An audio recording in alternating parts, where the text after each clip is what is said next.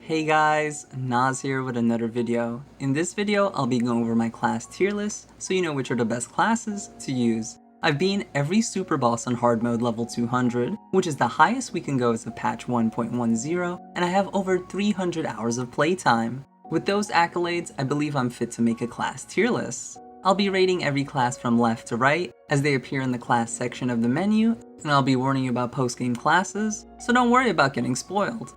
Before we get into the tier list, let me go over a few things. This is an endgame tier list where you should have access to the class's full potential, meaning you have all the master arts and skills. They will be judged on how useful they are compared to others in their role, and while some jobs may be good where you're at in the game, one thing to note is that any class that relies on debuffs will be ranked lower because enemy resistance to debuffs is very high in the endgame. This makes those classes a lot harder to be consistent, and for that I'll be going over what's unique about each class rather than going over all their arts and skills, as that's inefficient for your time and my time. With all that out the way, let's get into this, yeah? The first job on the menu is Swordfighter. Out of all the attacker blades, Swordfighter gets a 150% damage increase without any setup to bosses and unique monsters. This is insanely strong as it can finish battles before they start with its powerful ear/art. This unique art gives us a 50% damage increase to art cancel multiplier, and when paired with Mighty Beat, it can hit damage cap very easily. If you would like to try that or any other builds I have made, consider checking the description or the cards above. I would have normally given this job an A rank, but after testing all the jobs out, Swordfighter is actually an S tier as it's the strongest Kevis job to take advantage of Mighty Beat. If you plan on playing this job for maximum damage, then use Noah as he'll have more damage than any other Swordfighter. Next up is Zephyr. This class is the best tank from my experience. It has a very short cooldown with its arts, and if built properly, you can infinitely spam, making aggro non-existent. It's also an agility based tank, so unlike your typical RPG tanks that reduce damage they take, we just avoid the damage altogether. Zephyr is S tier for the tanks, and Mio's the best character to use on Zephyr. Shooting his way next is Medic Gunner. At the start of the game I thought this job was meh, but as you get deeper into the game I stumbled upon Power Ring's uniqueness. It can stack with the attack and power charge buff, making you hit insanely hard. For that alone, this job gets an A tier. I sadly can't give it an S rank because in its role there's one other healer who tops them. This however does make a solid second healer in the group, and you should be using it on Uni. Tactician is one of those jobs I thought was really strong at the start of the game, but as you get further into the game you start to realize the problem. Like I said in the intro, debuffs get harder and harder to stick to the foes, making this amazing debuff job sadly get a B tier. The only reason it's not C is because Hazy Figure is a powerful field effect that only they can get access to, which you should be using on Tyon. Sadly, Heavy Gunner is not the MVP, regardless of what Lance likes to tell you at the end of combat. This is by far the worst tank in the game. The long animations and cooldown make you wish you were playing something else. It however is the earliest topple you get, but the very next tank you get is better, and I highly recommend you replace your Heavy Gunner with it. This job gets a C tier because I didn't want to make a D tier, but it's absolutely bad in the endgame unless you're controlling it, which makes it mediocre, but why do that when you could have the AI pilot Zephyr easier so you can have fun with more interesting things. Remember, this tier list is for endgame, so while you may think it's decent now, wait until you get further into the game. Big Responsibilities comes in with one of the best utilities in the game. Ogre's unique skill Fury Smash makes it one of the best to start a combo with the Break art. This paired with the Break Brooch accessory is mandatory in any group wanting to make combat easier. They also come with the maximum voltage that can be master art to have unblockable attacks. For its sheer utility, it gets an A rank and no one else comes close, and should only be really used on Senna for maximum damage. Silver Coat Ethel may seem strong because of the story armor, but sadly her blade is lacking. Everything that's good about this job is sadly mastered, so other jobs can make better use of it. Hidden Thorns is your first bleed. The bleed is 3% of the damage this art deals. The later you get in the game, the more it'll do, if it connects. Cross Impact is also your first power charge you'll get. This doubles the power of your next art, fusion art, or talent art. Critical Strike increases the critical multiplier from 1.25 to 1.75, which is massive. And lastly, Capable Hand gives you your talent art at the start of combat. These are all strengths of the class, and while they may sound amazing, because trust me, they are better used on other jobs, giving this a B rank as everyone should master this job ASAP for the master arts and skills. War Medic is your first AoE debuff cleanser. This class is a better healer when you get it because every time it cleanses a debuff, the healing power gets stronger. It also comes with a defensive buff in the form of a field effect. Sadly, that's it, and this art can be mastered so other healers can make better use of this, giving this a C rank. Shield bashing their way next is Guardian Commander. Remember when I said replace Heavy Gunner? Yeah, this is the tank you want instead. It keeps your topple with Shield Bash, but it has better defensive stats and faster animations. It comes with one of the best cooldown reduction skills with Protector Pride that I recently abused. Sadly, that's it about the job, giving it a B tier. Thaumaturge is up next. It seems like the devs were going for a hybrid DPS healer job, but it sadly fails on both ends. You never want to rely on your healers to be doing the damage. Your healer should be healing and supporting the party to stay alive. Funny enough, this job comes with one heal. The support is backed up with an Armor Veil as a field effect, which absorbs a certain amount of damage and Leaping Current. This is your second AoE debuff cleanse that gives everyone the attack buff. This is okay for when you get it, but the reason you should master this job is for the ultimate Qigong skill. This is the best skill for all physical attackers in the game. This passes 50 physical defensive points, meaning if the enemy has low defense to begin with, then they'll go into the negative numbers. Just imagine hitting something that has negative defense values. In all of my RPG experience, which is 30 plus years, I have never come across something so absurdly broken.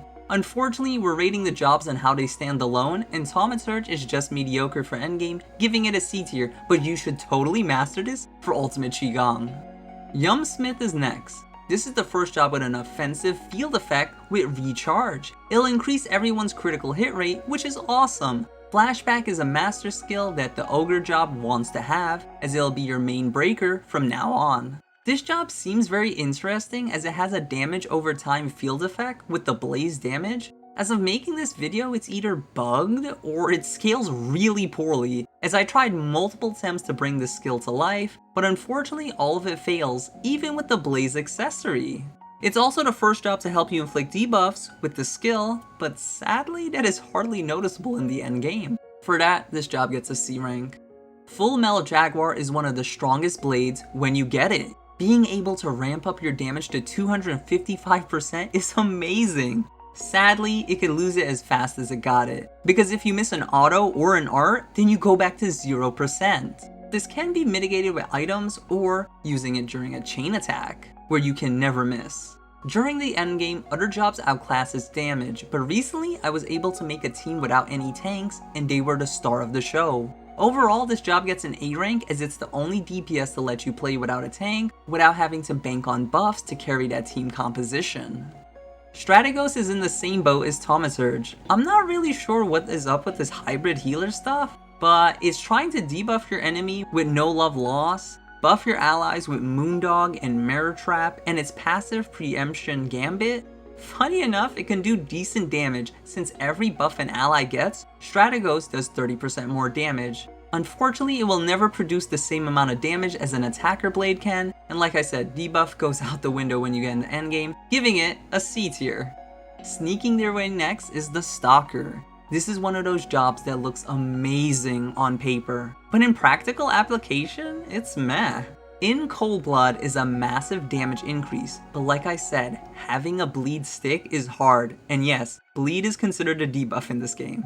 It boasts the second highest ether damage, so if you build for that, it can still compete during the end game. Oh, and for anyone wondering what staying power does, it's a field effect that shoots out an orb every time someone's in it. The damage is double the user's attack power, so if you have 1,000, it'll do 2,000 every time someone uses an art. With all that said, it's a B tier because it has nothing really unique going for it besides the bleed build, but that's currently offline until Monolith gives us a patch or the DLC gives us something to make debuffs easier.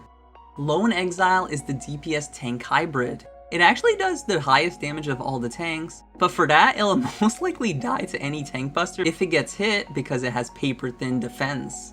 It comes with the only launch art in the game. Its 2 master arts, with Gale Slash and Soaring Tempest, have a hit count of 5 and 6 respectively, which is really good to get some builds online. For that alone, you should master this job ASAP. That's honestly all that's worth noting about this job, which will earn it a B rank. Incursor is the critical job for any crit lover out there. This job comes with a break that can be mastered for other jobs to use, and the other master art is Aerial Slash. This has a 400 base with a high chance to critically hit, and it gives you iframes. This job mostly excels because of its passive. It has a 150% damage increase, it doubles your crit chance if the enemy is launched, it has a 100% critical chance on auto attacks, and it doubles its crit chance after 50 hits, where the lone Exile master arts come into play. This job is very easy to pilot and was the first job I hit the damage cap, which is 10 million. This easily gets an S tier as a lot of RPG lovers want a critical hit build, and this job does that while hitting the damage cap. What else do you need? Lost Vanguard is another sword and board tank. It comes with the only smash art that can be mastered and is what made the Swordfighter S tier. Master this job ASAP if you want to use that build. Other than that, I found it mediocre on damage. Oh, I think I forgot to mention that, but aggro is based off the damage in this game, so it has trouble holding aggro unless you're piloting it. This gets a B tier because it's better than Heavy Gunner. Swinging its big ol' flag around is Signifer. Like I mentioned prior, I've been playing RPGs for over 30 years, and this job completely blew my mind. Not once have I come across a class that can buff the whole party at once. Aerial and Cry of Faith give random buffs, but they can't stack the same buff, so eventually you'll have all the buffs in the game, minus 1 or 2. Then the Resonant Flag passes all these buffs to your allies. On top of that, you can now place 2 field effects with this master skill. This job can easily carry you in any fight you're stuck in and is the core of endgame chain attacks. This easily gets an S tier. Soulhacker is up next. For any Final Fantasy lovers watching this is your blue mage. It can learn the strongest ether moves in the game and do the highest chain attack damage. It makes a great support if built properly and the best tank in the game. For that, in endgame it's easily an S tier, but when you get it you may not think so. But trust me, put a little work into this class and you'll be thankful you did. Like the last job, Final Fantasy lovers will rejoice as we get a monk job with Martial Artist. This job comes with Jackal Claw, which is just like Aerial Slash from Incursor, so I highly recommend you get it. You should be cancelling your arts by now, so its unique passive will only reward you more with Storm and Stress. This gives us a 150% damage increase with almost infinite arts with its other powerful passive, Frenzied Combo. Every time you critically hit with an art, that art's cooldown gets reduced by 30%. So if it's a multi-hitting art, 4 critical hits mean the art fully refreshes. This is a master skill that I use to make multiple infinite art builds on my channel. Sadly, Martial Artist gives its best art and skill, so it'll be getting a B rank as there's other jobs that can do what it does, but better.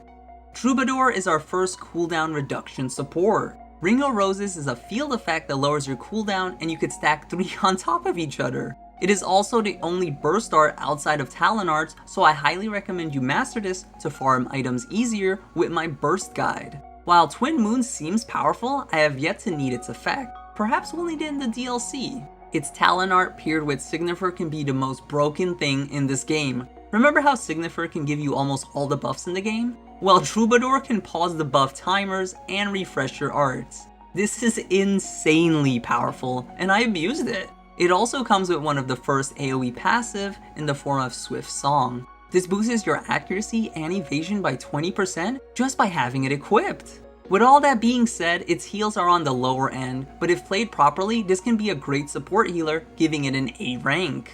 Seraph comes in with one of the strongest physical attacks. Inferno Dance drops it like it's hot, with a 500 base, and it has Blaze attached to it. Blaze works just like Bleed, and you can master art Hidden Thorns on this for some hilarious damage over time. It comes with the shortest topple in the game and with the strongest additive passive. Universal Annihilation gives you 150% damage increase, which I use on most of my damage dealers. Seraph easily gets an A rank, and if debuffs ever get better in this game, it'll easily go to S tier. And lastly, Machine Assassin. For all the hard work you put into getting this job, it's sadly not worth it. At least as of patch 1.10, this job has a unique art that lowers resistance down, which is supposed to make debuff builds work, but get this. The endgame enemies can resist this reaction. You serious? I'm serious. I am not sure if this was an oversight or what Monolith was thinking, but the sole purpose of this job was to help debuff builds work, but it fails at that. And in the DPS compartment, it sadly gets a B tier at best compared to the other damage we can do. Sadly, I'm gonna give this job a C tier. Okay, I promised I would tell you when we reach this part of the video. This is your spoiler warning and my chance to shill. If you haven't completed the game yet, then this is your chance to add this to your watch laters and come back for the post-game classes. Don't forget, if this video brought value to you, please leave a like and consider subscribing as I play a wide array of RPG games and I break them down just like this. Now for those who are still around, let's go over those post-game classes, yeah? Life Sage is by far the best healer in the game. The only downside is, I have yet to need that healing. It does bring a nice support with Aquamine, which heals and reduces cooldown by 25%, and it's AoE if allies are close enough. This can stack with Ring of Roses, making for some very fast cooldown reduction. It also comes with our second AoE passive buff with Abundant Oceans. This reduces all damage and increases HP recovered by 15%. With that said, it should be your go-to healer if you ever need healing, which gives it an A rank. Lastly, the Royal Summoner. This class functions very differently than anything else in the game with its cool stacking mechanics of elemental attacks. Summon elements gives you an additional, while the rest gives you one, which caps at 3. You can then use Elemental Discharge to release all of them for burst damage. Outside of chain attacks, it did decent damage, but during a chain attack, it felt really weak unless you already went in with 400% damage increase. It just felt a little slow, and even when I was maxed, my other blades were hitting harder than it. It does come with a very strong offensive passive with Essence of Ether. This gives all allies 30% more damage and reduces enemies' block rate by 15%. Unless I'm blatantly missing something, this job gets a B tier. And with that, I present to you my Xenoblade Chronicles 3 class tier list. Don't forget, if this video brought value to you, please leave a like and consider subscribing to see more as I play a wide array of RPG games and I break them down just like this. Until the next video, I'll see ya.